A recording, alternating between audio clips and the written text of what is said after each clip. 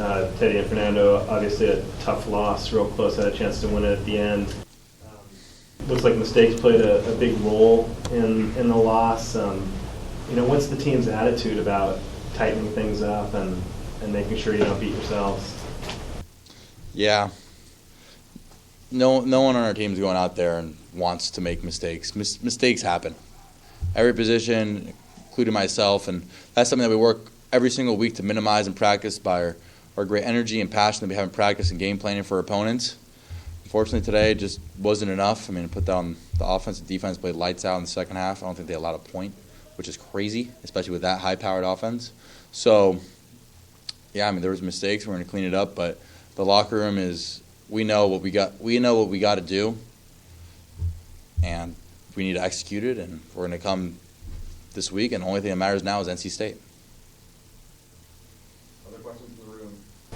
Hey, Gil, right from California. Fernando, you had the front row seats to Jack's development.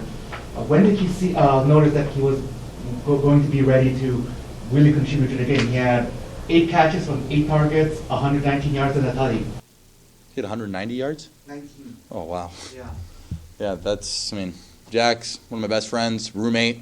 We worked together throughout scout team freshman year, sophomore year when he was a star, and then I ended up elevating to a star. I targeted him like 10 times at USC, and he's a guy that understands zone.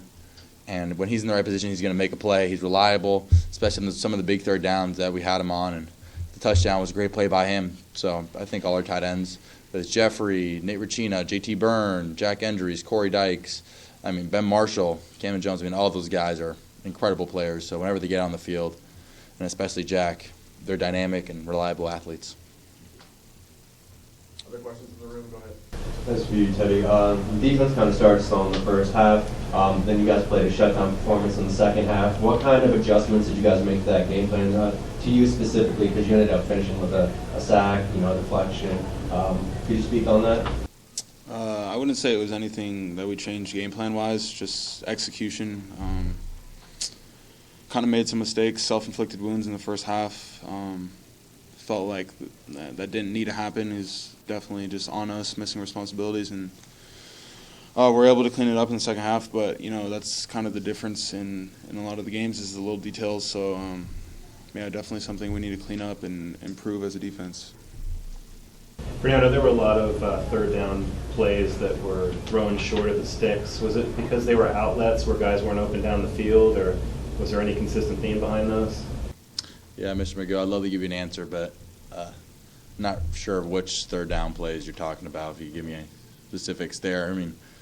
A big thing with our guys is trying to get the ball in the playmaker's hands. Getting the ball in the playmaker's hands is better than waiting back there and having to throw the ball away or something else happen. So I think it's important to get the ball in our guys' hands. And 3rd and 1 and 4th and 1, we need to be a physical offense and get those. So that's something that we work on, and we've been a lot better throughout every game throughout the season.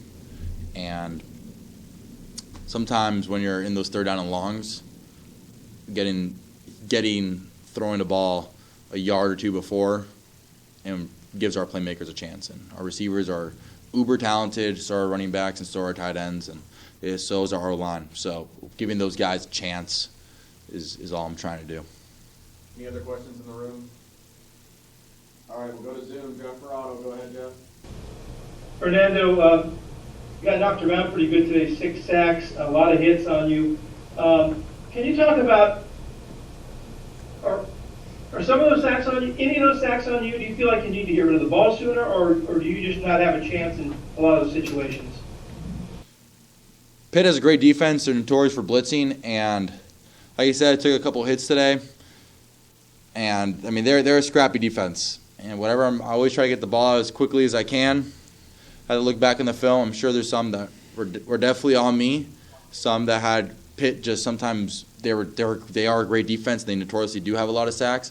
And so I take that upon myself to throw the ball away a little quicker. But I'm also not trying to improve on my mistakes and not force the ball downfield because Pitt, they do have a good defense. So, I would say that is on me, and you just got to look back at the film because honestly, there's so many little things that happen. Like there's one or two that I vividly remember were for sure on me, but I honestly I need to look back at the film, and I mean that's on me to get the ball out quicker and find the check down sooner. So. And how are you physically? Are you feeling okay? Yeah, I'm feeling okay. I mean, our defense. I mean, guys like Teddye, those guys go out there and basically kill people on the field. So it's no excuse for myself to feel sorry for myself because I'm a little banged up, and I feel fine, to answer your question. So it's what everybody signed up for, playing football, and as long as I have a pulse, I'm going to make sure that I'm being a warrior out there for my teammates. Thank you. Last question, Jake Curtis, Cal Bears on SI. Teddye, how would you assess how the defense played in general?